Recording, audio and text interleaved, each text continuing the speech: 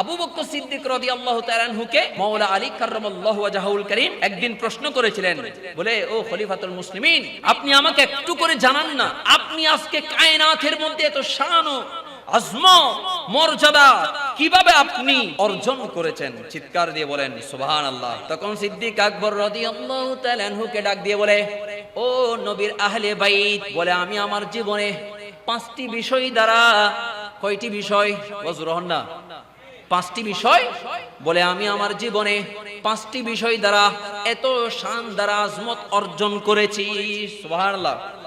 বলে, 1 নম্বর হচ্ছে, আমি দুনিয়ার মধ্যে 2 ধরনের মানুষ দেখতে পাই। সিদ্দিক আকবর রাদিয়াল্লাহু তাআলা আনহু বর্ণনা করতে লাগলেন, আমি দুনিয়ার মধ্যে 2 ধরনের মানুষ দেখতে পাই। এক ধরনের মানুষেরা হচ্ছে দুনিয়া তালাশে ব্যস্ত, আর একদল মানুষ হচ্ছে আখিরাতের জন্য ব্যস্ত। আর ওই জায়গার মধ্যে আমি সিদ্দিক আকবর দুনিয়ার কাজকে পিছনে ফেলে আখিরাত তালাশে ব্যস্ত হয়ে গিয়েছি। আর জোরে বলেন সুবহানাল্লাহ। এরপর বলে, 2 নাম্বার হচ্ছে, বলেন, আমি যেই দিন থেকে ইসলামের ছায়াতলের মধ্যে এসেছি, ইসলামের মধ্যে প্রবেশ করেছি। কোথায় প্রবেশ করেছি? মনে রাখবেন, ইসলাম 2 ধরনের আছে। কয় ধরনের? ওয়াজুরহন না, কারণ আল্লাহ কোরআনের মধ্যে বলেছে, ইয়া আইয়ুহাল্লাযীনা আমানু, ও ঈমানদারগণ। এখানে হিন্দুর কথা বলে নাই, বুদ্ধের কথা বলে নাই, খ্রিস্টানদের কথা বলে নাই। আল্লাহ বলছেন, আমানু, ও হে ঈমানদারগণ, তোমরা উদখুলু ফিস সিলমি কাফা, ঈমানদারকে বলতেছে তোমরা ইসলামে প্রবেশ করো। সুবহানাল্লাহ। কেন? যেখানে আল্লাহ বলছে ঈমানদার, তো ঈমানদার মানে সেখানে কি আমরা কি আর ও মুসলিম নাকি? জোরে বলেন, আমরা কেউ মুসলিম? আল্লাহ ঈমানদারকে বলছে তোমরা ইসলামের ভিতর প্রবেশ করো। কেন না? ইসলাম 2 ধরনের আছে। এক ধরনের ইসলাম মন্দিরে যায়, আর এক ধরনের ইসলাম মদিনায় যায়। জোরে বলেন না সুবহানাল্লাহ। এক ধরনের ইসলাম মন্দিরে গিয়ে প্রসাদ খায়, আর এক ধরনের ইসলাম সিদ্দিক আকবরের মাহফিলের মধ্যে আসে বিরানির তাবারুক খায়। তাহলে ইসলাম 2 ধরনের আছে না নাই? জোরে বলেন না, আছে না নাই? যে ইসলাম মন্দিরে যায়, মন্দিরে গিয়ে প্রসাদ খায়, আল্লাহ আমাদেরকে ওই ইসলাম থেকে হেফাজত করুন। আর জোরে বলেন না আমিন। আপনাদের কি খারাপ লাগতেছে? আপনারা কি দেখেন নাই? মনে হয় ওই ধরনের ইসলামকে কি আপনারা দেখেন নাই? কিছুদিন আগে মন্দিরে গিয়ে প্রসাদ খেয়েছে। কথা বলেন ঠিক কিনা? সারা জিন্দেগি মিলাদুন নবীর মাহফিলের তাবারুককে বেদাত বলেছে, সারা জিন্দেগি জিলাপি আমাদেরকে লকব দিয়েছে, আমরা নাকি বিরানি খোর, জিলাপি খোর, আমরা নাকি সিন্নি খোর, আমরা সারা এগুলো সারা নাকি আর কিছু বুঝি না। সারা জীবন আমাদেরকে ত্যাগ লাগিয়েছে। কিন্তু আসল পূজারী যারা, তাদেরকে আল্লাহ চিহ্নিত করে জাতির সামনে তাদের মুখোশগুলা উন্মোচন করে দিয়েছে। মেহফিলের মধ্যে টাকা দিলে, হাদিয়া দিলে, তোহফা দিলে, গরু জবাই করলে, তাবারুক আয়োজন করলে, এখানের ভিতর কিন্তু জান্নাত সীমাবদ্ধ নয়। কথা বলেন ঠিক কিনা? এখানের ভিতর যদি জান্নাত সীমাবদ্ধ থাকতো, তাইলে কোরআন হাদিসের আর কোনো প্রয়োজন ছিল? জোরে বলেন না, ছিল না। এখানের ভিতর যদি জান্নাত সীমাবদ্ধ থাকতো, তাইলে কোরআন হাদিসের প্রয়োজন ছিল না।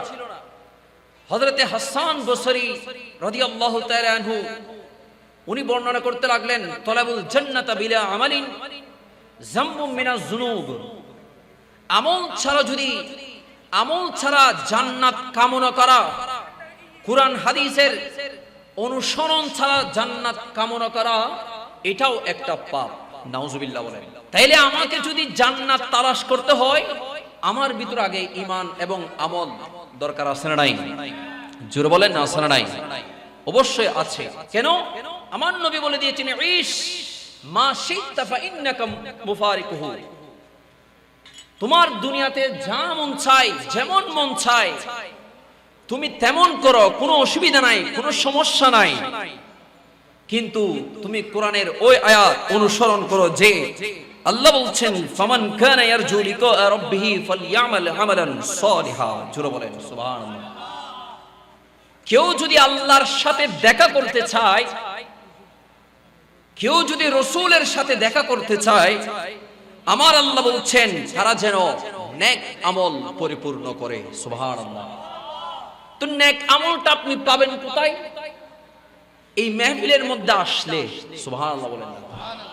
এই মাহফিলের মধ্যে বসলে আলেম উলামারা যা কিছু কোরআন হাদিস দিয়ে আপনাকে নসিহত করবেন, এগুলা ফলো করলে আপনার ঈমান, আপনার আমল মজবুত হবে। সুবহানাল্লাহ, জোরে বলেন সুবহানাল্লাহ।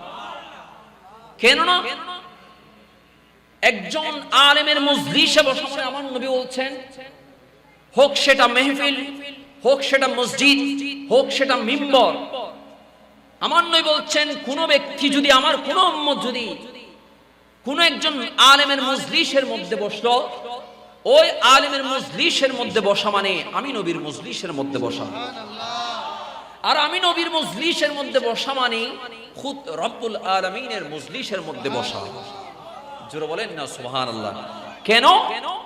মনে রাখবেন 2025 ইংরেজি শেষ, আগামী বছর 2026 ইংরেজি যখন আসবে, ডিসেম্বর যখন আসবে, এই মাহফিল কিন্তু আমি পাবো নাকি পাবো না তার কোনো গ্যারান্টি, জোরে বলেন না, গ্যারান্টি নাই। কেন না আমার নবী বলছেন, ইশ মা শি'তা ফাইন্নাকা মুফারিকুহু ওয়া'মাল মা শি'তা ফাইন্নাকা তুজজা বিহি। আমার নবী বলছেন, তোমার দুনিয়াতে যা মন চায় তুমি তা করো, যেমন মন চায় তেমন করো, কিন্তু তুমি একটু কবরস্থানের দিকে তাকিয়ে দেখো, তোমার মতো কত বড় পাওয়ারফুল ব্যক্তি, তোমার মতো কত বড় বড় কোটিপতি, দানবীর, নেতা কবরস্থানে চলে গিয়েছে। ঠিক কিনা বলেন না? আরো জোরে বলে। আমার নবী এটাই বলছেন যে আমি আল্লাহর শপথ করে বলছি যে আমি ইনজিল কিতাবের মধ্যে পড়েছি, আমি ইনজিল কিতাবের মধ্যে দেখতে পেয়েছি যে ফাইন্নাকা তুজজা বিহি। আমার নবী এটাই বলছেন যে একজন মৃত ব্যক্তি, মানুষ যখন মারা যায়, ওই ব্যক্তিকে কবরে নামার আগে 40টা প্রশ্ন করা হয়। সুবহানাল্লাহ, আরো জোরে বলেন না সুবহানাল্লাহ। এই জন্য আমার নবী এটাই বলতে লাগলেন যে হে আমার বান্দারা, বলে আবদি কদ যাহারতা মানজারিল হলকা সিনিনা ফাহাল যাহারতা মানজারি, বলে হে আমার বান্দারা, তোমরা দুনিয়ার মধ্যে থাকতে মানুষকে দেখানোর জন্য একটা বিয়ে বাড়িতে গেলে, মেজবানে গেলে, অনুষ্ঠানে গেলে কত নামি দামি ড্রেস আপ তুমি পরে যাও, কিন্তু আমি রব্বুল আলামিনের মজলিস যখন হয়, আমি রব্বুল আলামিনের মাহফিল যখন হয়, কখনো কি একবারও তুমি ওই মাহফিলের জন্য, ওই মজলিসের জন্য একবারও কি তুমি নিজেকে সাজিয়েছো? সুবহানাল্লাহ, আরো জোরে বলেন না সুবহানাল্লাহ। এখানে পরিচ্ছন্ন পোশাক বলতে নিজের কলবের কথা বলা হয়েছে, নিজের ঈমানের কথা বলা হয়েছে। আমার নবী এটাই বুঝাচ্ছেন, যখন 40টা প্রশ্ন যখন কবরে যখন নামার আগে করা হবে, তার মধ্যে একটা প্রথম নম্বর প্রশ্ন থাকবে। আমার নবী বলে দিয়েছেন যে যখন প্রশ্ন করা হবে, তখন বান্দা বলবে যে ফারজিনা নামাল সালিহা। রব্বুল আলামিন, আমি তো জানতাম না আমাকে যে কবরে নামার আগে যে 40টা প্রশ্ন করবেন, আল্লাহ আমাকে কি আরেকটা বার সুযোগ দেওয়া যায় না? আমি নিজেকে পরিপূর্ণ করে ফেলবো, আমাকে কি আরেকটা বার সুযোগ দেওয়া যায় না? আমি আমার ঈমানকে মজবুত করে ফেলবো, আমাকে কি আরেকটা বার সুযোগ দেওয়া যায় না? আমি নামাজের মধ্যে দাঁড়িয়ে যাব। সুবহানাল্লাহ বলে। তখন আল্লাহ বলবেন, তুমি কি জানতে না তোমার মাঝে একজন রাসূল প্রেরণ করা হয়েছে, তুমি ওই রাসূলের উম্মত, তুমি সেখানেই ছিলে যেখান থেকে তোমাকে এখানে আনা হয়েছে, তুমি জাহান্নামের ছোড়ায় ছিলে, তোমাকে আমার নবী টেনে আলোর পথে নিয়ে এসেছে। সুবহানাল্লাহ, তুমি কি জানতে না এর আগে আমি কত বড় বড় পাওয়ারফুল ব্যক্তিকে আমি ধ্বংস করে দিয়েছি, কত বড় বড় বিল্ডিং আমি ধসে দিয়েছি, তুমি কি সেটা দেখো নাই?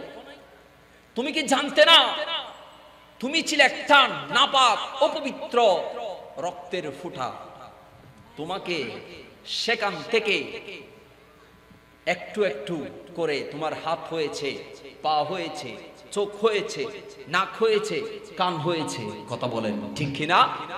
আরো জোরে বলেন না ঠিক কিনা? তা আমার আল্লাহ এটাই বলছেন, তুমি কি জানতে না তোমার মতো কত বডি বিল্ডার ধপ করে পড়ে গিয়েছে, তোমার মতো কত টাকাওয়ালা, পয়সাওয়ালা, ধন সম্পত্তিওয়ালা ধপ করে পড়ে গিয়েছে, আর তুমি সেগুলাকে তুমি একবারও দেখো নাই? তুমি যতই কিছু করো না কেন, যতই নামি নামি ব্যক্তি হও না কেন, আমল ছাড়া জান্নাত কামনা করা এটা কিন্তু একটা পাপের মধ্যেই পড়ে, ঠিক কিনা বলেন? আরো জোরে বলেন না ঠিক কিনা? তা আমল ছাড়া জান্নাত তালাশ করা যাবে? জোরে বলেন না যাবে না। সিদ্দিক আকবর রাদিয়াল্লাহু তাআলা আনহু, যার উর্সে পাক আজকে চলতেছে, ওই সিদ্দিক আকবর রাদিয়াল্লাহু তাআলা আনহু সব সময় বলতেন, আমি যদি কোনো গাছ হতাম, কেউ আমাকে কেটে ফেলতো, কাল কিয়ামতের ময়দানে আমাকে তার হিসাব দিতে হতো না। সুবহানাল্লাহ। সিদ্দিক আকবরের চিন্তা যদি, সিদ্দিক আকবরের আমল যদি এটাই হতে পারে, তাহলে আমাদের আমল কেমন হওয়া দরকার, ঠিক কিনা বলেন? আরো জোরে বলেন না ঠিক কিনা? আপনি যদি গহীন পাহাড়ের পাদদেশেও যদি আপনি বসবাস করেন, আজরাইল সেখানেও গিয়ে পৌঁছাবে, আপনার জীবন থেমে যাবে। কেননা যতই দূরে যান না কেন, যতটুকু যান না কেন, জীবন স্টপ হয়ে যাবে।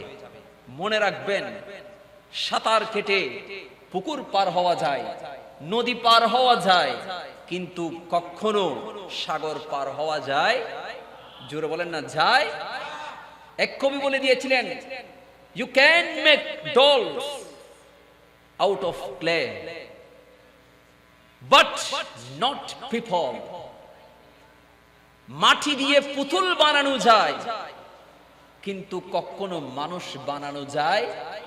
জোরে বলেন না মানুষ বানানো যায় না। You can buy beautiful people with money but not heart.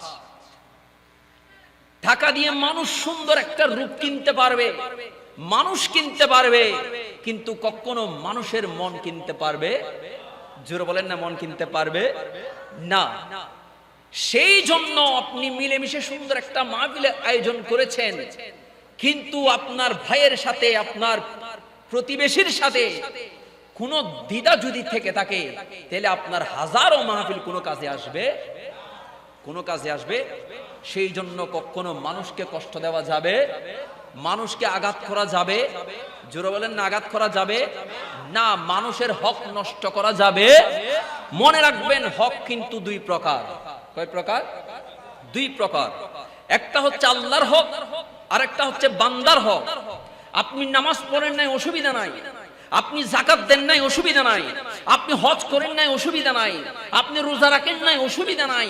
আপনি যখন আল্লাহর দরবারে ফরিয়াদ করবেন, আল্লাহ আমি তো নামাজ পড়তে পারি নাই, আমি তো রোজা রাখতে পারি নাই, আমি তো জিকির করতে পারি নাই, আমি তো হজ করতে পারি নাই, আমি তো সামর্থ্য থাকার পরেও কুরবান করতে পারি নাই, যখন আপনি বলবেন আল্লাহ রে আমার কোনো আমল নাই, আমি ওই যে সিদ্দিক আকবরের স্মরণে মাহফিল হয়েছিল, আমি সেখানে বসেছিলাম, এক নজর বসেছিলাম, একটু সময়ের জন্য বসেছিলাম, তখন আমার আল্লাহ বলবেন যা তোরা মাফ করে দিছি।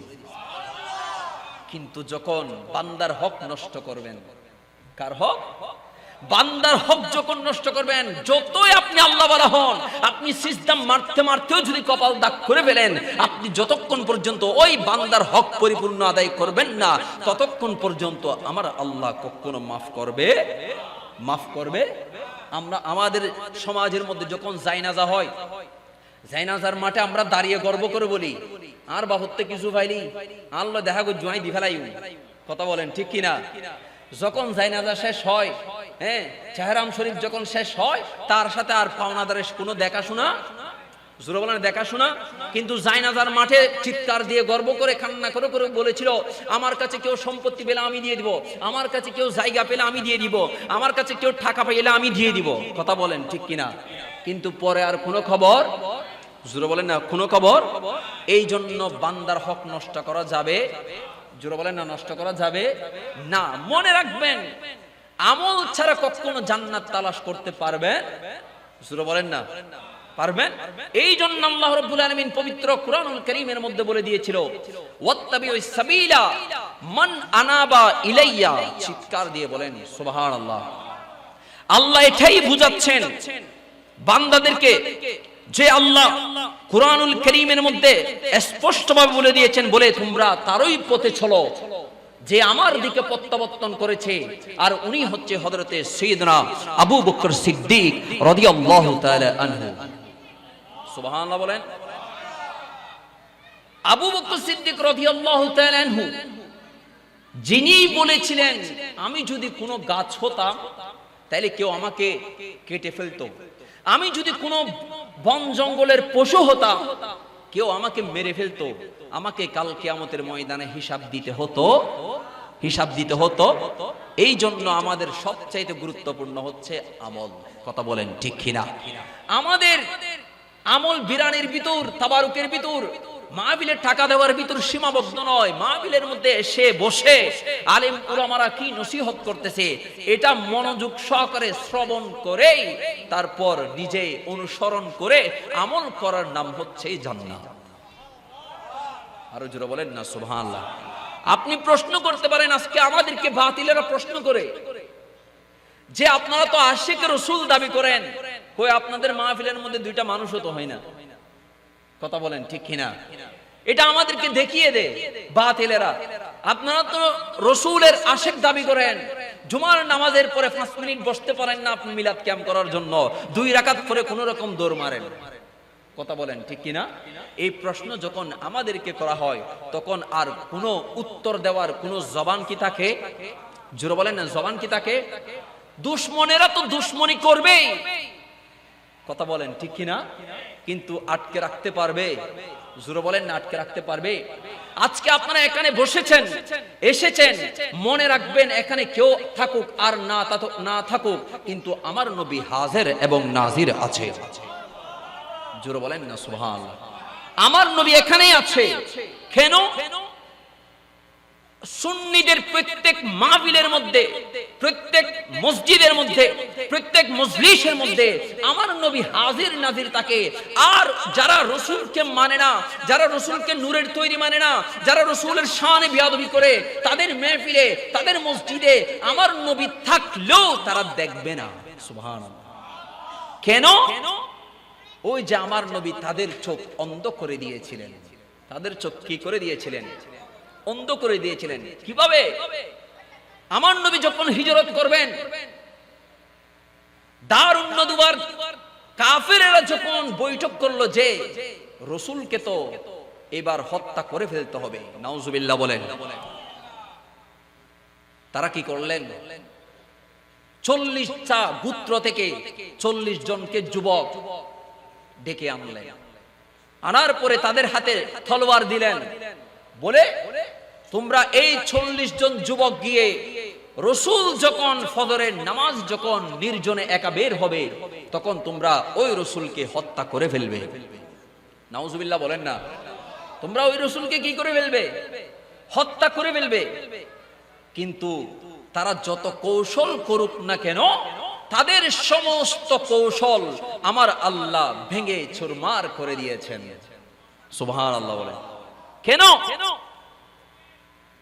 আমার নবী যখন ফজরের নামাজ পড়তে রওনা হবেন, এদিকে যেই দারুন নদওয়ার ডাকাতেরা যে গবেষণা করলো, কৌশল অঙ্কন করলো আমার নবীকে হত্যা করে ফেলবে, আর আমার আল্লাহ কি করলেন? জিবরিলের মাধ্যমে আমার নবীকে সব কৌশল জানিয়ে দিলেন। সুবহানাল্লাহ। সব কৌশল জানিয়ে দেওয়ার পরে আমার নবী কি করলেন? হযরত আলী রাদিয়াল্লাহু তাআলা আনহুকে ডাক দিয়ে বললেন, হে আলী, আমার 4 জন মানুষ দরকার যারা আমার কাছে যে আমানত আছে সেই আমানতগুলা মানুষের মাঝে বন্টন করে দিবে। সুবহানাল্লাহ। আমার নবী হিজরত করতে যাবেন, আবার ফিরে আসবেন, এরপরও আমার নবীর কাছে যে আমানত ছিল সবগুলা মক্কার মানুষদেরকে বন্টন করে দেওয়ার জন্য, মানুষের হক যেন নষ্ট না হয় তাদেরকে হকগুলা বুঝিয়ে দেওয়ার জন্য হযরত আলী রাদিয়াল্লাহু তাআলা আনহুকে সমস্ত হক বুঝিয়ে দিয়েছেন। আর হজনের হক বুঝিয়ে দি হারে। কথা বলেন ঠিক কিনা? আমরা তো আর মানুষের হকগুলা গ্রহণ করে ফেলি, নিজের কাছে নিয়ে নিই। কথা বলেন ঠিক কিনা? সেজন্য মানুষের হক নষ্ট করা যাবে না। হযরত আলী রাদিয়াল্লাহু তাআলা আনহুকে ডাক দিলেন, হে আলী, আমি তো মক্কা থেকে মদিনার মধ্যে হিজরত করব, কিন্তু আমার একজন মানুষ দরকার, যেই ব্যক্তিটা আমি নবীর বিছানায় শুয়ে আমি নবীর জন্য শহীদ হয়ে আমি নবীর জন্য জান কুরবান করে দিবে। সুবহানাল্লাহ। তখন হযরত আলী রাদিয়াল্লাহু তাআলা আনহু রাসূলের বিছানায় শুয়ে গেলেন। কার বিছানায়? রাসূলের বিছানায় শুয়ে গেলেন। রাসূলের বিছানায় যখন শুয়ে গেলেন, আমার নবী বের হচ্ছেন হুজরা থেকে। কোথায় যাবেন? মদিনার উদ্দেশ্যে রওনা করবেন হিজরত করার জন্য। যখন বের হচ্ছেন তখন দেখলেন 40 জন ডাকাত নাঙ্গা তলোয়ার হাতে নিয়ে আমার নবীর হুজরা শরীফ ঘিরে ফেললেন। ঘিরে ফেলার পরে আমার নবী, আল্লাহ কোরআনের মধ্যে আয়াত বলে দিয়েছে, আমার নবী ওই আয়াতটা পড়ে ফেললেন, ওমা রমাইতা ইদ রমাইতা ওয়ালাকিন্নাল্লাহ রামা। এই আয়াত পড়ে আমার নবী তাদের চোখে পাথর নিক্ষেপ করে দিয়েছেন, আর তারা কিয়ামত পর্যন্ত তারা অন্ধ হয়ে গিয়েছে। তারা কখনো আমার নবীকে আর দেখতে পারবে, জোরে বলেন না পারবে, শুধু দেখতে পারবে একমাত্র যারা ওই দিন রাসূলের সাথে বেয়াদবি করে নাই, রাসূলের শানে আঘাত আনে নাই। তাদের প্রত্যেক মাহফিলের মধ্যে, মসজিদের মধ্যে, মজলিসের মধ্যে, মেহফিলের মধ্যে আমার নবী হাজির ও নাজির আছে। জোরে বলেন সুবহানাল্লাহ, আরো জোরে বলেন সুবহানাল্লাহ। এই জন্য শায়ের বলে দিয়েছিল, জিস তরফে উঠ গে दम में दम आ गया,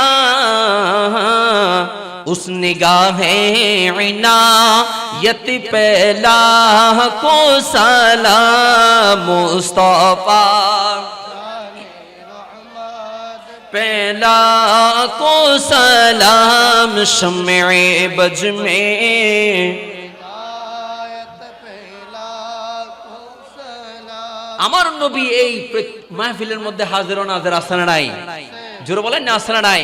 কেননা এক কবি বলে দিয়েছিল যে সুনায়ে রহতে হে দুলহা ফকত মদিনে মে, सुनाए रहते हैं दुल्हा फकत मदीने में, गलते से रहते हैं वो आशिकों का सीने में। सुभान अल्लाह। বলে আমার নবী মদিনায় আছে, এটা তো ভুল কথা। এটা কি ভুল কথা? কেননা আমরা শুনেছি রাসূল নাকি মদিনায় আছে, কিন্তু এটা তো ভুল কথা।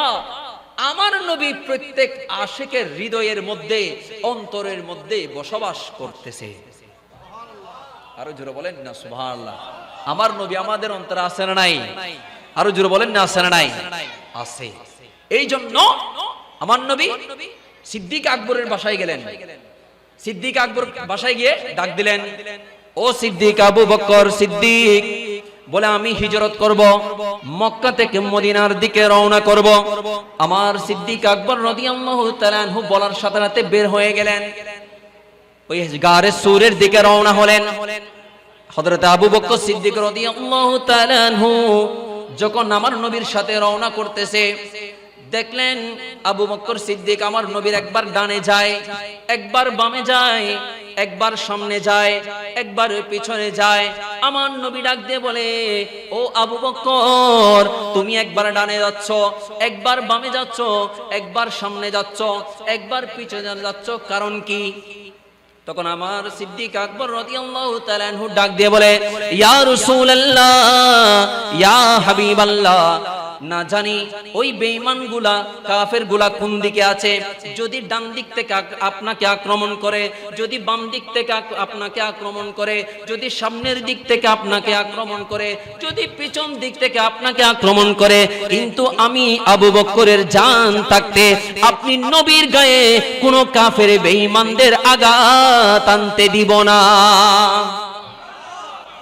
উনি নবীর প্রেমে কেমন ছিল আবু বকর সিদ্দিক, এই জন্য উনাকে বলা হয় মুহিব্বে মুস্তাফা।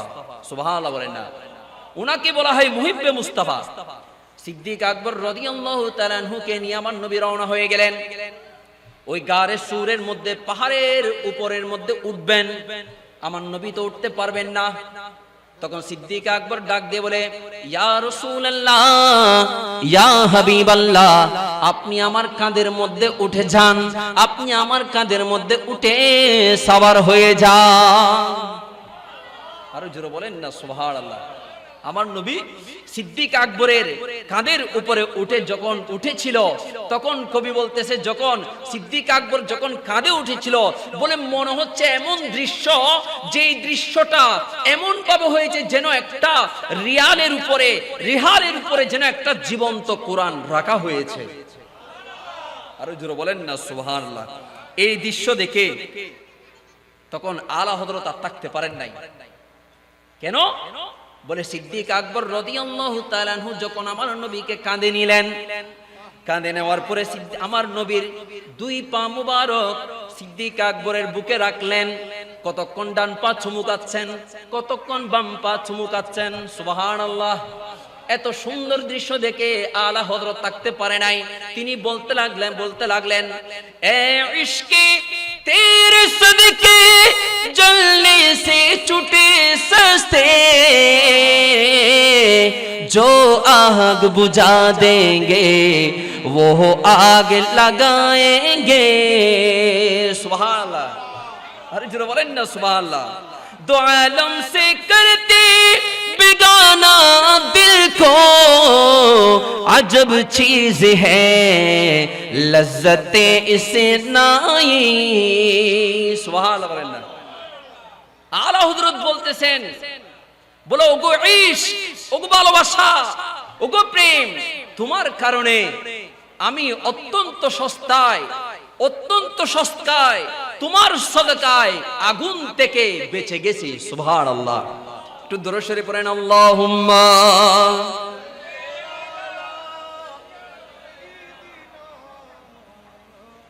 মুহাম্মদ ওয়ালা আলি সাইয়্যিদিনা। এই জন্য আশিক বলতেছে আরশের মেহমান করেছেন আল্লাহ, কত শান কত মান মোর কামেলিওয়ালা, কত শান কত মান মোর কামেলিওয়ালা। ও গো মদিনাওয়ালা, ও গো মদিনাওয়ালা, করো করুণা দিদার দাও গো। আপনাদের কি কষ্ট হচ্ছে? আর একটু মহব্বতের আওয়াজে দিদার দাও গো মদিনা। ইয়া রাসূলুল্লাহ ইয়া হাবিবাল্লাহ, ইয়া রাসূলুল্লাহ ইয়া হাবিবাল্লাহ, ইয়া রাসূলুল্লাহ বল্লাহ ইয়া রাসূলুল্লাহ। এরপর হযরত আবু বকর সিদ্দিক রাদিয়াল্লাহু তাআলা আনহু আমার নবীর দুই পা মুবারক বুকের মধ্যে নিলেন। কতক্ষণ ডান পা চুমুকাচ্ছেন, কতক্ষণ বাম পা চুমুকাচ্ছেন, কতক্ষণ ডান পা চুমুকাচ্ছেন।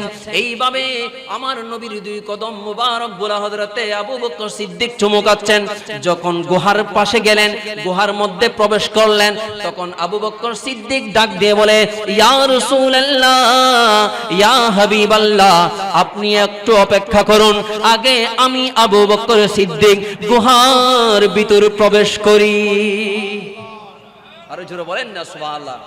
কুরআনের আয়াত বলে দিচ্ছে, বলে সানি ইসনাইন ইযহুমা ফিল গার ইয ইয়াকুলু লিসাহিবিহি লা তাহজান ইন্নাল্লাহা মা'ানা। কেন? আল্লাহর পরের স্থান হচ্ছে কার? নবীর। বলেন না কার? আল্লাহর পরের স্থান কার? জোরে বলেন কার? নবীর। আল্লাহর পরের স্থান হচ্ছে নবীর, কিন্তু যখন গুহার মধ্যে এসে গেছে তখন আল্লাহর পরের স্থান আবু বকর সিদ্দিকের হয়ে গিয়েছে।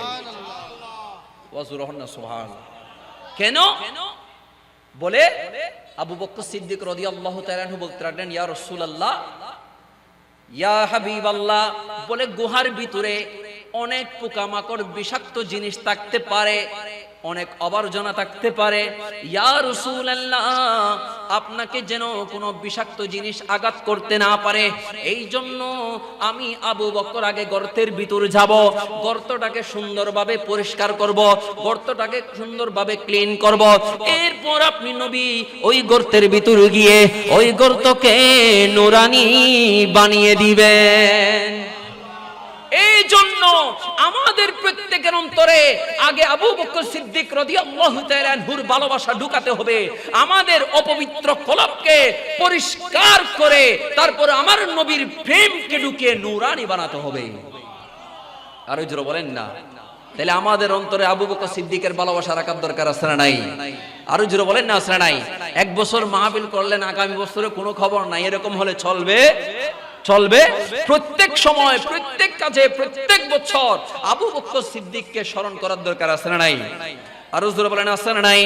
এরপর আমার নবী বলতে লাগলেন, বলে সুম্মা ক্বালা লিরাসূলিল্লাহি সাল্লাল্লাহু আলাইহি ওয়াসাল্লাম উদখুল ফাদখালা রাসূলিল্লাহি সাল্লাল্লাহু আলাইহি ওয়াসাল্লাম ওয়া ওয়াদা'a রাসাহু ফি হুজরিহি ওয়া নাম। হযরত আবু বকর সিদ্দিক রাদিয়াল্লাহু তাআলা আনহু আমার নবীকে নিয়ে গুহার ভিতর প্রবেশ করলেন।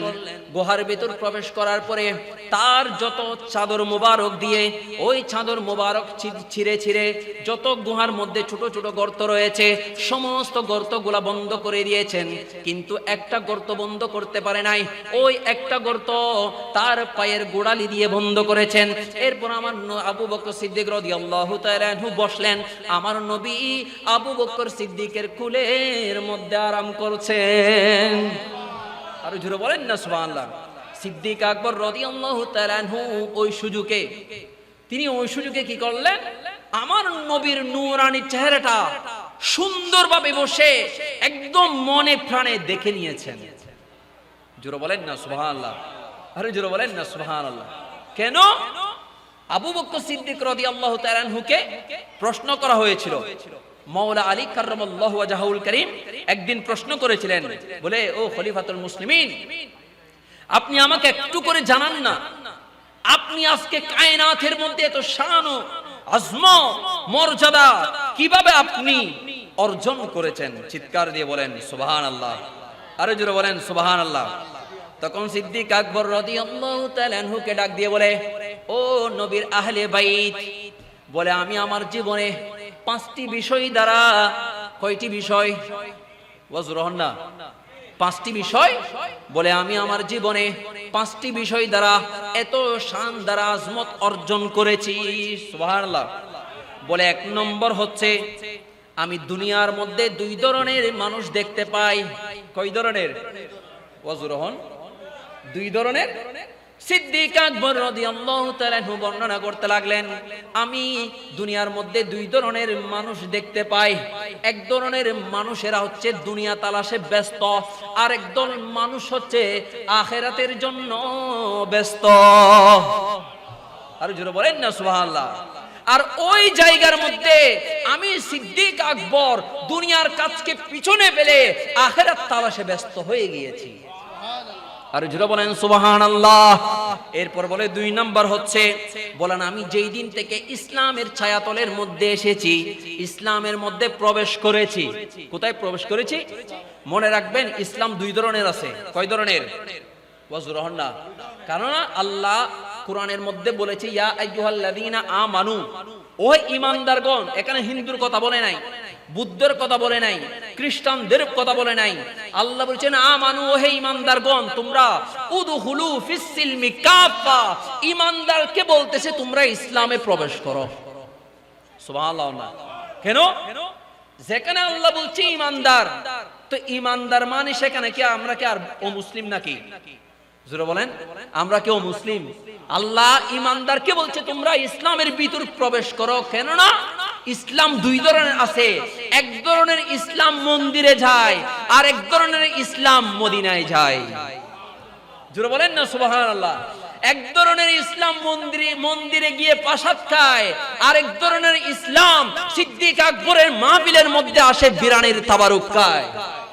তাহলে ইসলাম 2 ধরনের আছে না নাই? জোরে বলেন না আছে না নাই? যে ইসলাম মন্দিরে যায়, মন্দিরে গিয়ে প্রসাদ খায়, আল্লাহ আমাদেরকে ওই ইসলাম থেকে হেফাজত করুন। আরো জোরে বলেন না আমিন। আপনাদের কি খারাপ লাগতেছে? আপনারা কি দেখেন নাই মনে হয়? ওই ধরনের ইসলামকে কি আপনারা দেখেন নাই? কিছুদিন আগে মন্দিরে গিয়ে প্রসাদ খেয়েছে, কথা বলেন ঠিক কিনা? সারা জিন্দেগি মিলাদুন নবীর মাহফিলের তাবারুককে বেদাত বলেছে, সারা জিন্দেগি জিলাপি আমাদেরকে লকব দিয়েছে, আমরা নাকি বিরিয়ানি খোর, জিলাপি খোর, আমরা নাকি সিন্নি খোর, আমরা সারা এগুলো সারা নাকি আর কিছু বুঝি না। সারা জীবন আমাদেরকে ত্যাগ লাগিয়েছে, কিন্তু আসল পূজারী যারা, তাদেরকে আল্লাহ চিহ্নিত করে জাতির সামনে তাদের মুখোশগুলা উন্মোচন করে দিয়েছে, ঠিক কিনা? আরো জোরে বলেন না ঠিক কিনা? এই জন্য আল্লাহ বলছেন উদখুলু ফিস সিলমি কাফা, তোমরা ইসলামের ভিতর প্রবেশ করো। কেননা ইসলাম দুই ধরনের আছে, একদল ইসলাম মন্দিরে যাবে আর একদল ইসলাম মদিনায় যাবে। জোরে বলেন না সুবহানাল্লাহ। যে ইসলাম মন্দিরে যায় ওই ইসলাম দেখবেন হজ আসলে বলে হজের সময় হজের কাজকর্ম হচ্ছে মক্কায়, মক্কায় গিয়ে হজ করলে চলে আসলে হবে, মদিনায় যাওয়ার দরকার নাই। নাউজুবিল্লাহ বলেন না, আরো জোরে বলেন না নাউজুবিল্লাহ। কিন্তু আলা হযরত ডাক দিয়ে বলতে লাগলেন, বলে হাজিও आओ शहंशाह का रोजा देखो, काबा तो देख चुके अब काबा का काबा देखो। সুবহানাল্লাহ। আলা হযরত বলছেন, ও হাজিরা চলো চলো চলো, আমরা তো এতক্ষণ কাবা তাওয়াফ করে নিয়েছি, আমরা তো জমজমের পানি পান করে নিয়েছি, এবার চলো কাবার কাবা যিনি উনার কাছে যাই। সুবহানাল্লাহ। बोले आबे जमजम तो पिया खूब बुझाए प्यासे, आओ शाहे कौसर कभी दरिया देखो। सुबहानाल्लाह बोले ना, बोले জমজমের পানি তো খেয়ে নিয়েছো, তৃষ্ণা তো মিটিয়ে নিয়েছো, বলে এবার চলো আমরা হাউজে কাউসারের মালিককে দেখতে যাই। সুবহানাল্লাহ। এই জন্য সিদ্দিক আকবর রাদিয়াল্লাহু তাআলা আনহু বলতে লাগলেন, বলে আমি যেই দিন থেকে ইসলামের ভিতর প্রবেশ করেছি, আসল ইসলামের ভিতর প্রবেশ করেছি, ওই দিন থেকে আমি জীবনে কোনোদিন পেট ভরে খাবার খাই নাই। কেননা সত্য জ্ঞানের স্বাদ আমাকে দুনিয়ার খাবার থেকে উদাসীন করে দিয়েছে। আরো জোরে বলেন না সুবহানাল্লাহ। এরপর 3 নম্বর হচ্ছে, বলে যেই দিন থেকে আমি ইসলাম ধর্ম গ্রহণ করেছি ওই দিন থেকে আমি আমার দুনিয়ার কোনো পানি পান করি নাই। কেন? আমি আল্লাহ এবং তার রাসূলের প্রেমের সাগরের মধ্যে ডুব দিয়েছি। আরো জোরে বলেন না সুবহানাল্লাহ। এরপর 4 নম্বর হচ্ছে বলে আমি সিদ্দিক আকবরের সামনে যখন দুনিয়া এবং আখিরাতের যখন সম্মুখীন আমি হয়েছিলাম, দুনিয়া এবং আখিরাতের সম্মুখীন যখন আমি হয়েছিলাম, আমার সামনে 2টা কাজ এসেছে, একটা হচ্ছে আখিরাতের কাজ আর একটা হচ্ছে দুনিয়ার কাজ। আমি সিদ্দিক আকবর কি করলাম, দুনিয়ার কাজকে পিছনে রেখে আগে আখিরাতের কাজ যেটা আছে সেটাকে আমি আগে প্রাধান্য দিলাম। আরো জোরে বলেন না সুবহানাল্লাহ।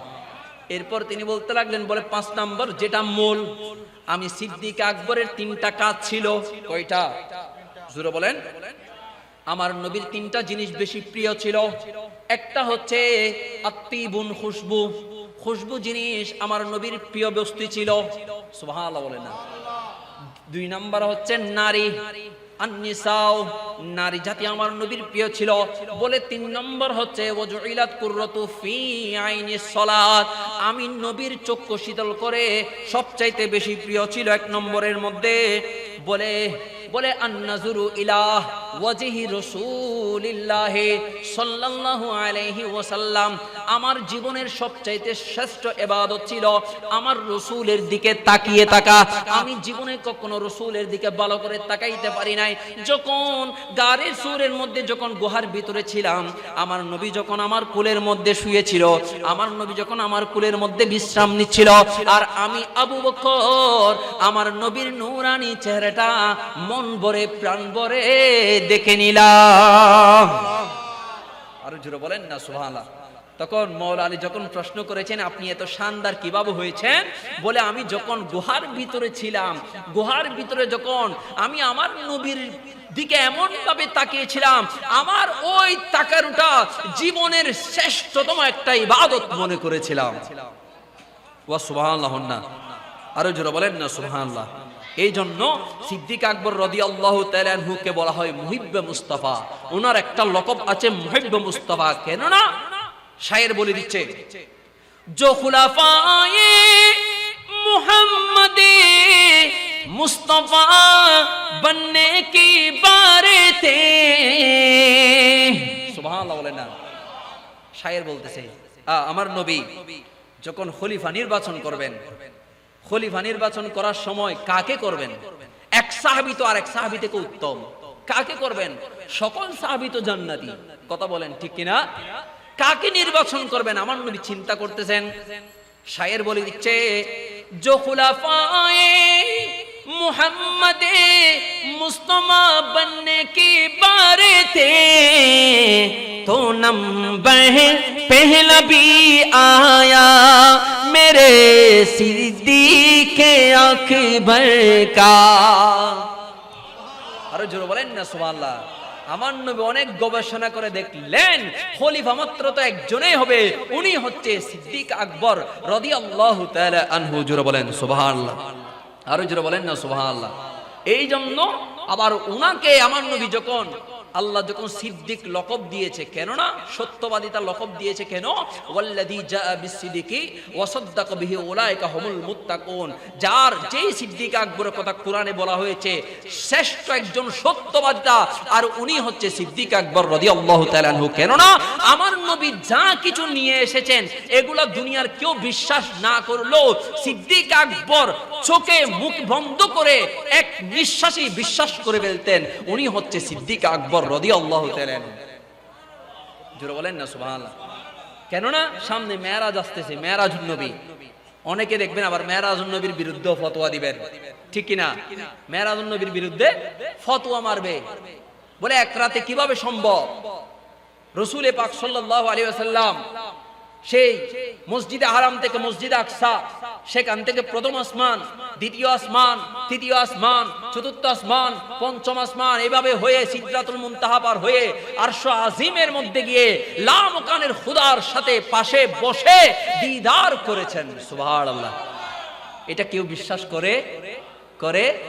কিন্তু শায়ের এটা বলে দিচ্ছে, বলে রাসূলুল্লাহ ने मेराज की तस्दीक करने पर।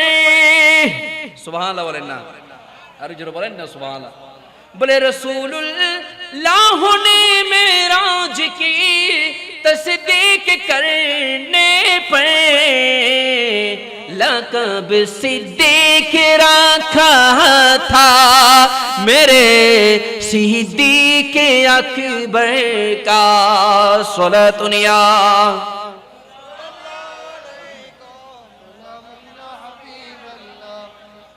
এরপর আমার নবী গুহার ভিতরে ছিলেন, সিদ্দিক আকবরের কোলে ঘুমাচ্ছেন, কিন্তু একটা গর্তের ভিতরে একটা সাপ ছিল।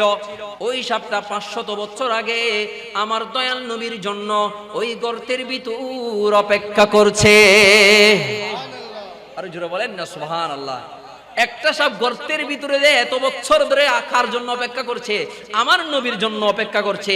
এক কিতাবের মধ্যে রওয়ায়াত আছে ওই সাপটা হচ্ছে ঈসা আলাইহিস সালাতু ওয়াস সালামের আমলের সাপ। সুবহানাল্লাহ বলেন না। সিদ্দিক আকবরের পা বেড়ায় কামড় দিয়েছে। আমার নবী প্রশ্ন করলেন, ওহে আবু বকর তুমি কাঁদছো কেন? ইয়া রাসূলুল্লাহ ফিদাকা আবি ওয়া উম্মি। ইয়া রাসূলুল্লাহ আমাকে সাপে কামড় দিয়েছে। আমার নবী সাপকে প্রশ্ন করলেন, ও সাপ তুমি আবু বকরকে কেন কামড় দিয়েছো? ইয়া রাসূলুল্লাহ আমি আজ 500 বছর ধরে এই গর্তের মধ্যে অপেক্ষা করছি আপনি নবীর চেহারাটা একটু দেখার জন্য, কিন্তু আপনি নবী যখন আসলেন আমি দেখলাম প্রত্যেকটা গর্তের মুখগুলা বন্ধ হয়ে আছে। একটা মুখের মধ্যে মানবের চামড়া ছিল, আমি সেখানে দংশন করলাম। কেন? আমি সাপ যেন আপনি নবীর নূরানি চেহারাটা, মায়ার নবীর চেহারাটা, ওই বরকতময়ী চেহারাটা এক নজর দেখার জন্য। আরে জোরে বলেন না সুবহানাল্লাহ। বন জঙ্গলের পশু পাখিরা পর্যন্ত নবীকে চিনে। কাকে চিনে? জোরে বলেন না। এজন্য শায়ের বলে দিচ্ছে, আরে বন জঙ্গলের বাঘ হরিণ মনে আনতে সুখের বিন, তোমার নামে প্রতিদিন দুরুদ পড়ে সীমাহীন, পড়ে সাল্লে আলা জুড়াই মনের জালা, পড়ে সাল্লে আলা জোড়াই মনের জালা। চিনার মতো যে চিনেছে পাওয়ার মতো সে পেয়েছে, চিনার মতো যে চিনেছে পাওয়ার মতো সে পেয়েছে, এমন পাওয়া পেয়েছে সে, এমন পাওয়া পেয়েছে সে যে পাওয়ার উপমা নাই। ইয়া রাসূলুল্লাহ, যার যার হাত আছে সবাই হাত তুলে একসাথে, ইয়া রাসূলুল্লাহ ইয়া হাবিবাল্লাহ, ইয়া রাসূলুল্লাহ ইয়া হাবিবাল্লাহ। রাসূল আমি তোমায় না চিনিলে তোমার কি আসে যায়, মোরা তোমায় না চিনিলে তোমার কি আসে যায়। দোনো জাহান তোমারে, দোনো জাহান তোমারে নূরি চরণে ঝুকায়। ইয়া রাসূলুল্লাহ লা ইয়া রাসূলুল্লাহ লা ইয়া রাসূলুল্লাহ।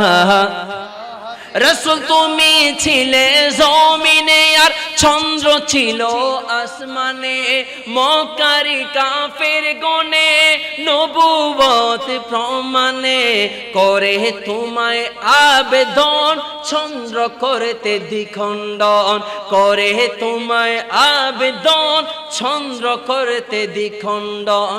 দেখে তোমার তর্জনী চাঁদ হয়ে যায় কুরবানি, দেখে তোমার তর্জনী চাঁদ হয়ে যায় কুরবানি। আশিকের পরিচয় মিলে চির অম্লান হয়ে যায়। ইয়া রাসূলুল্লাহ ইয়া রাসূলুল্লাহ লা ইয়া রাসূলুল্লাহ। চিৎকার দিয়ে বলেন মারহাবা, আর একটু জোরে বলেন না মারহাবা। তাইলে বন জঙ্গলের পশু পাখিরা আমার নবীকে চিনে কি চিনে না? আরো জোরে বলেন না, চিনে কি চিনে না? সেখানে আমরা মানুষ হয়ে এখনো নবীকে চিনতে পারি নাই, তার মানে বোঝা যায় আমরা এখনো পশু হয়ে নিকৃষ্ট, পশুর চেয়ে আমরা নিকৃষ্ট। নাউজুবিল্লাহ বলেন, আরো জোরে বলেন না। আমরা না চিনলেও আমার নবীর কি কোনো কিছু আসে যায়? জোরে বলেন না, আসে যায়? আসে যায়। কারণ কেন? ওই নবীর শান বাড়িয়েছেন কে? জোরে বলেন আল্লাহ। তুই নবীর শান বাড়িয়েছেন আল্লাহ, সেখানে পৃথিবীর কোনো বান্দা বেজার হইলেও কি কোনো অসুবিধা আছে? তো নবীর শান বাড়িয়েছেন আল্লাহ, সেখানে পৃথিবীর কোনো বান্দা কমাতে পারবে? জোরে বলেন না, কমাতে পারবে না। কেন না?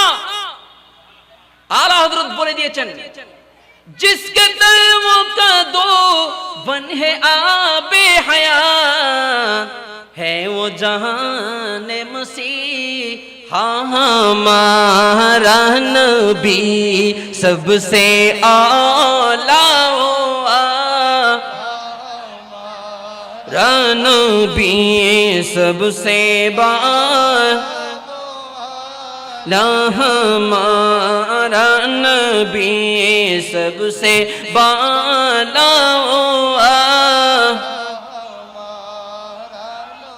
আমার নবী সিদ্দিক আকবর রাদিয়াল্লাহু তাআলা আনহুকে নিয়ে গুহার ভিতর প্রবেশ করলেন। এদিকে দারুন নদুয়ারের কাফেরেরা গুহার মধ্যে চলে আসলেন। সিদ্দিক আকবর চিন্তায় পড়ে গেলেন, নিজের জানের কথা নয়, আমার নবীর জানের কথা। ইয়া রাসূলুল্লাহ ইয়া হাবিবাল্লাহ, এই দারুন নদুয়ার ডাকাতেরা তো গুহার মুখের মধ্যে চলে এসেছে। তখন আমার নবী বলতে লাগলেন, বলে লা তাহজান ইন্নাল্লাহা মা'ানা মা যান্নুকা বিইসনাইনিল্লাহি সালিসুহুমা। হে আবু বকর সিদ্দিক, তুমি চিন্তা করিও না, এখানে আমি আবু বকর আর তুমি আছো ঠিক, কিন্তু এখানে আমাদের সাথে আরেকজন আছে, তিনি কে? আরো জোরে বলেন না, তিনি কে? যেখানে আল্লাহ আছে, আল্লাহর উপর যদি ভরসা রাখে, আল্লাহর উপর যদি তাওয়াক্কুল রাখে, সেখানে পৃথিবীর কোনো ডাকাত, কোনো কাফের, কোনো বেঈমান কিছু করতে পারবে? জোরে বলেন না, পারবে না। আর ওইদিকে মাওলা আলী আমার নবীর জন্য জান কুরবান দিতে কোথায়? আমার নবীর বিছানায় শুয়ে আছেন, কেউ জানে না, কেউ জানে না। এখন সকাল হলো, সকালে যখন মাওলা আলী যখন ঘুম থেকে উঠলেন, সবাই আশ্চর্য হয়ে গেল, কিরে রাতে রাসূল শুয়েছেন বিছানায়, সকালে উঠতেছে মাওলা আলী। সুবহানাল্লাহ, জোরে বলেন না সুবহানাল্লাহ। এখন যারা জানে তারা প্রশ্ন করতে লাগলেন, হে আলী, কি ব্যাপার? তোমার চতুর্পাশে তো ডাকাতেরা নাঙ্গা তলোয়ার নিয়ে দাঁড়িয়ে আছে, তোমার কি একটু ভয় লাগে নাই? মনে করেন আমার ঘরে যদি এখন গভীর রজনীতে যদি 2 জন ডাকাত আসে, আমি তো ভয়ে কাঁপতে কাঁপতে শেষ। 6 জন ডাকাত আসলে তো আর কোনো কথাই নাই, ঠিক কিনা বলেন না? আমার ঘরের দুয়ারে যে এখন ডাকাত আছে, চোর আসে, আমি তো জীবন আর বাঁচি থাকতে পারবো না, জায়গার মধ্যে বেহুশ হয়ে যাব। কথা বলেন ঠিক কিনা? মাওলা আলীকে প্রশ্ন করা হলো, হে আলী, কি ব্যাপার, তোমার কি একটু ভয় লাগে নাই? তুমি যে কালকে এত ঘুম দিয়েছো?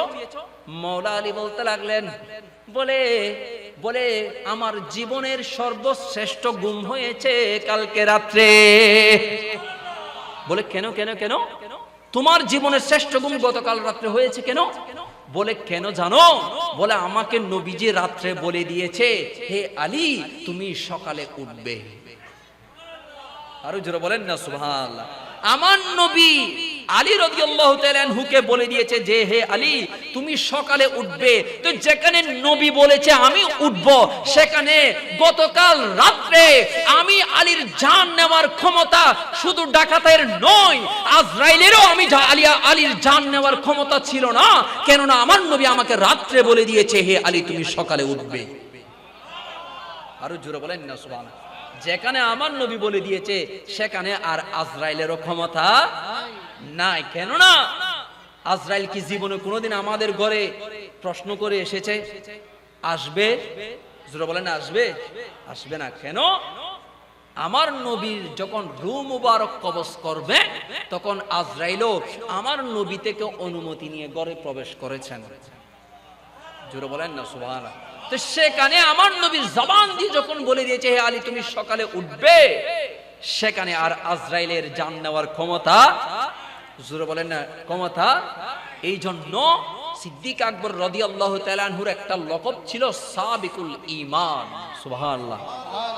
সাবিকুল ঈমান কেন? হযরত আমিরুল মুমিনিন ওমর রাদিয়াল্লাহু তাআলা আনহু বলতে লাগলেন, বলে গোটা পৃথিবীর যত মানব জাতি আছে, সমস্ত উম্মতের ঈমান যদি এক পাল্লায় রাখা হয়, আবু বকর সিদ্দিক রাদিয়াল্লাহু তাআলা আনহুর ঈমান যদি আরেক পাল্লায় রাখা হয়, তাহলে আবু বকর সিদ্দিক রাদিয়াল্লাহু তাআলা আনহুর ঈমানের পাল্লাটাই বেশি ভারী হবে।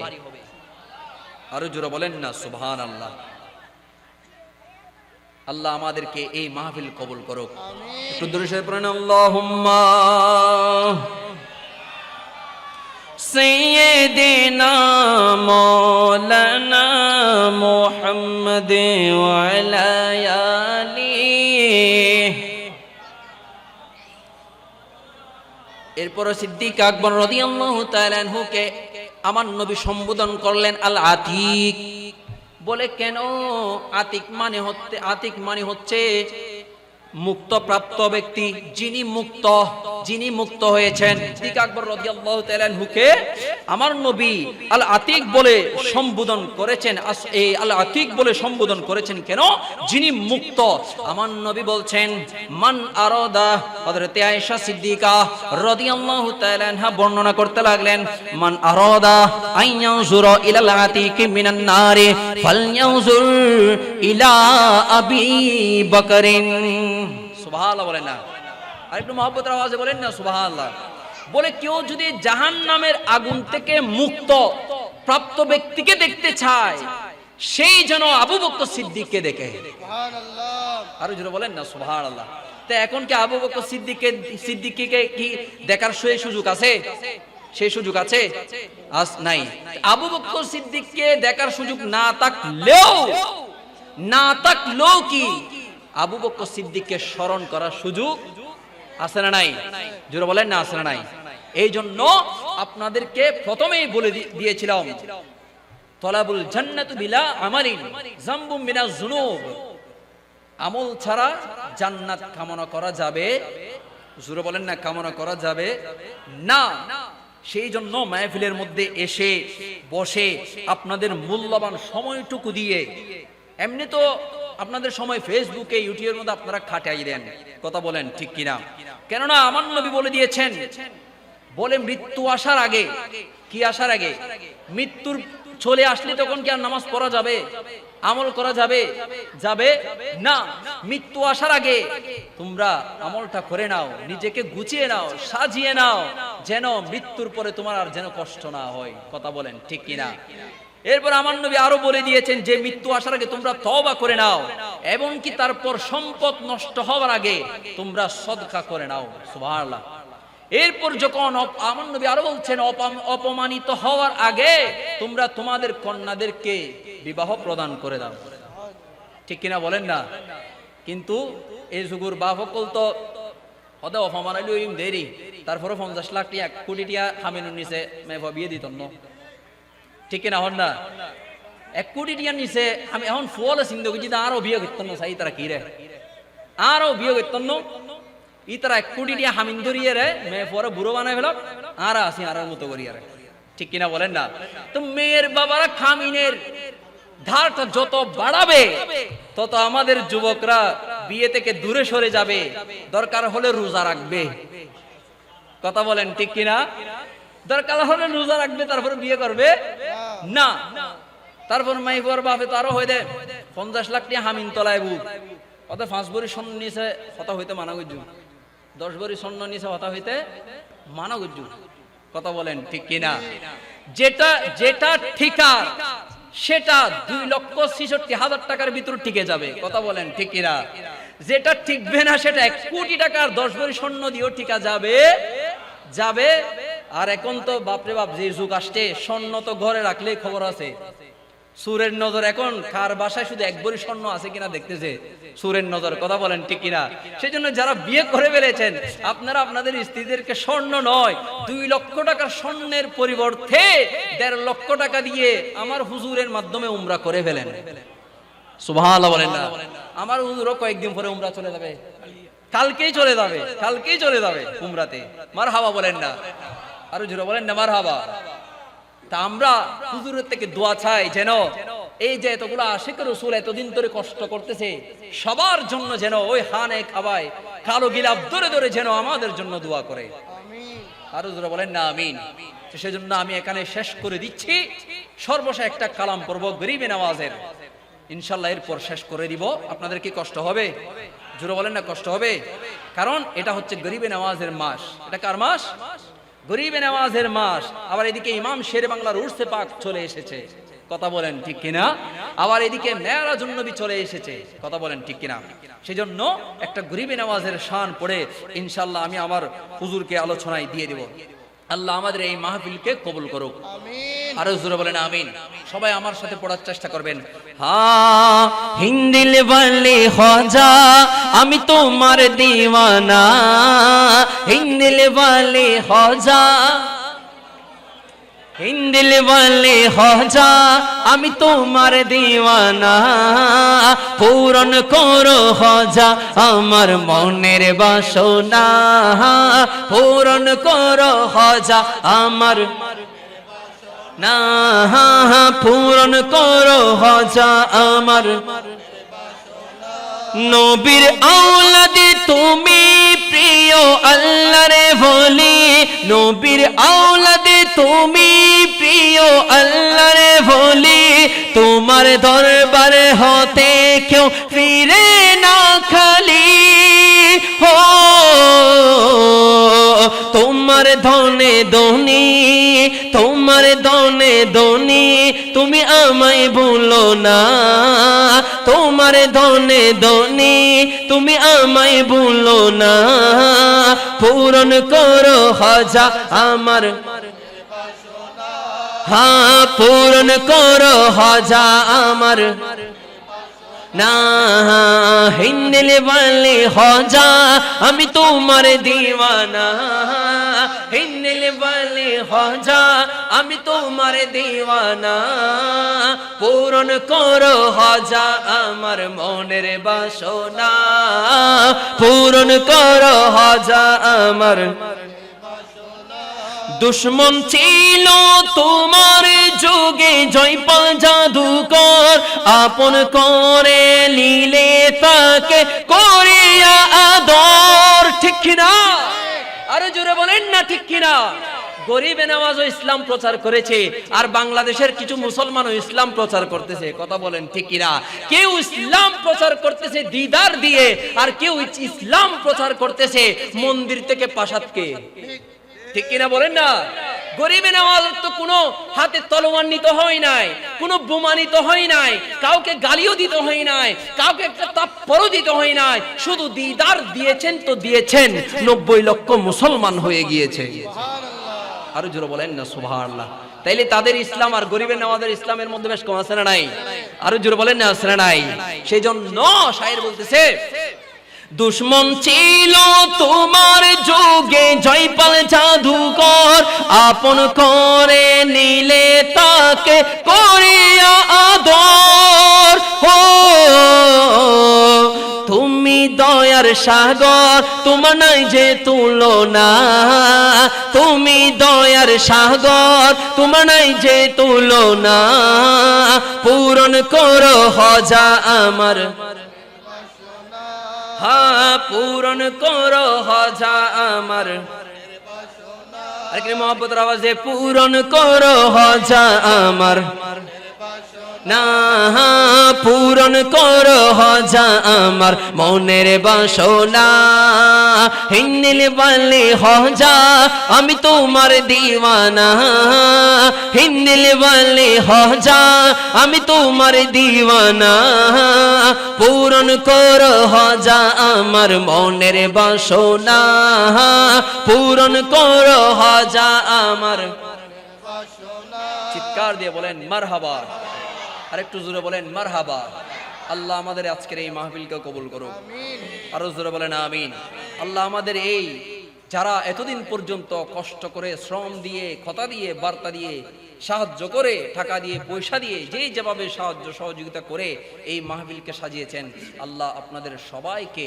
কবুল করুক ওয়া আখিরা দাওয়ানা আলহামদুলিল্লাহি রাব্বিল আলামিন আসসালামু আলাইকুম ওয়া রাহমাতুল্লাহি ওয়া বারাকাতুহু।